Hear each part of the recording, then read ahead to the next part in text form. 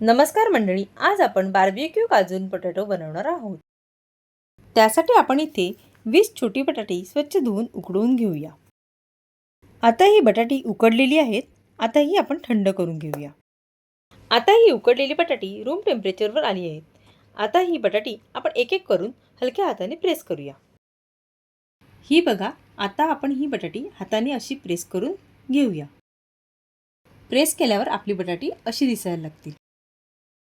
आता ही आपली बटाटी प्रेस करून झालेली आहे। आपण आता पॅन गरम करून हाफ टीस्पून ऑइल टाकून 1 टीस्पून लसूण पेस्ट टाकून परतवूया। आपण ही पेस्ट जाड होईपर्यंत परतवून घेऊया। ही पेस्ट आता अशी जाड झाली आहे आणि आता ही आपल्या सॉससाठी रेडी झाली आहे। आपण आता एक भांडे घेऊन त्यात पाऊण कप मेयोनीज, 1 टीस्पून काळी मिरी, अर्धा टीस्पून चिली फ्लेक्स, अर्धा टीस्पून ऑरिगॅनो, 2 टीस्पून काश्मीरी मिरची पावडर, 1 टीस्पून काजू पेस्ट, हाफ टीस्पून मीठ, पाऊण कप दूध। आता हे मिश्रण आपण मिक्स करून घेऊया। आता यात थोडे थोडे करून दूध टाकूया। एकदम जर दूध टाकले तर ते मिश्रण व्यवस्थित मिक्स होत नाही, त्यामुळे आपण थोडे थोडे करून दूध टाकूया। आता यात आपण उरलेले दूध टाकूया आणि व्यवस्थित मिक्स करून घेऊया। आता यात आपण फ्राय केलेली लसूण पेस्ट घालूया आणि व्यवस्थित मिक्स करून घेऊया। आता एका भांड्यात 4 टेबलस्पून कॉर्नफ्लोअर, 2 टेबलस्पून मैदा, अर्धा टीस्पून मीठ घेऊन त्यात पाणी टाकून पातळ बॅटर बनवून घेऊया।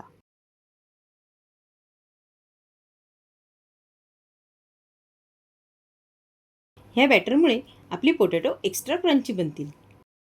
आता पॅनमध्ये 1 टेबलस्पून तेल टाकून प्रेस केलेला पोटॅटो बॅटरमध्ये बुडवून शॅलो फ्राय करूया। हे असे आपण शॅलो फ्राय करण्यासाठी ठेवलेले आहेत। कडा आपल्या ब्राउनिश झालेल्या दिसल्या की आपण ते पलटवून घेऊया। आता आपण हे पलटवून घेऊया।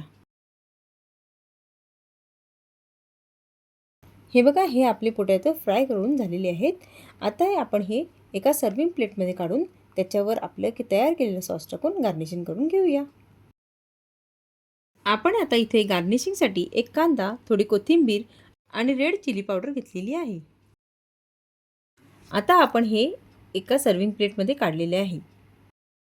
यावर आपण तयार केलेला सॉस टाकूया। यावर कांदा, कोथिंबीर आणि लाल मिरची पावडरने गार्निशिंग करून घेऊया।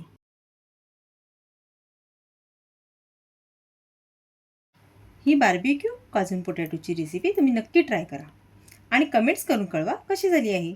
रेसिपी आवडली असेल तर लाईक, शेअर आणि चॅनलला सबस्क्राईब करा। Thank you.